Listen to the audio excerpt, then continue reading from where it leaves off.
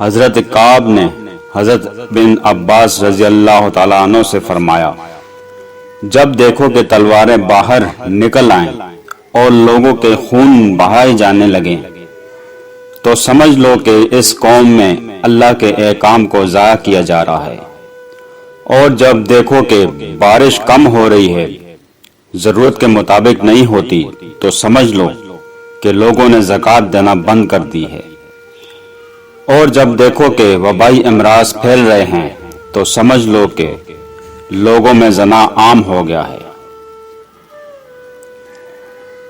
جب کوئی دل دکھائے تو چپ رہنا سیکھیے، کسی کو واپس جواب دے کر اس کے لیول تک مت جائیں، اور اپنی زبان مت خراب کریں، اپنے حصے کا جواب وقت کو دینے دیجیے، وقت یقیناً آپ سے بہت بہتر جواب دے گا۔ جن میں اکیلے چلنے کے حوصلے ہوتے ہیں، ایک دن انہی کے پیچھے قافلے چلتے ہیں۔ رسول اللہ صلی اللہ علیہ وآلہ وسلم نے ارشاد فرمایا کہ خوشی ہو اس کو جس نے مجھے دیکھا اور مجھ پہ ایمان لے آیا، اور 7 مرتبہ خوشی ہو اس کو جس نے نہ دیکھا اور مجھ پہ ایمان لے آیا۔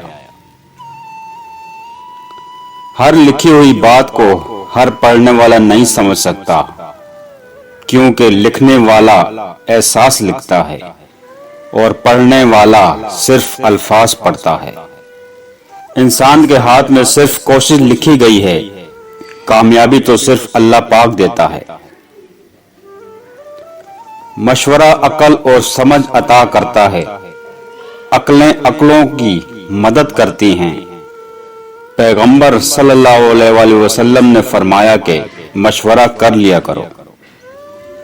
جو زندگی گزر گئی ہے اس پر تیرا شکر ادا کرتے ہیں، جو زندگی باقی رہ گئی ہے اس پر تیری رحمت کے طلبگار ہیں۔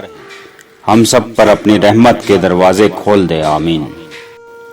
بندوں کا رب کہتا ہے نکاح کرو، رزق میں اضافہ ہوگا۔ رب کے بندے کہتے ہیں پہلے رزق جمع کرو پھر نکاح کرو۔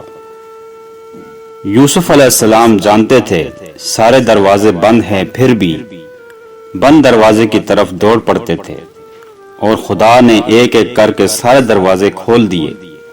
کبھی اگر لگے کہ تمہارے لیے بھی دروازے بند ہیں تو جان لو کہ تمہارا اور یوسف کا خدا ایک ہی ہے۔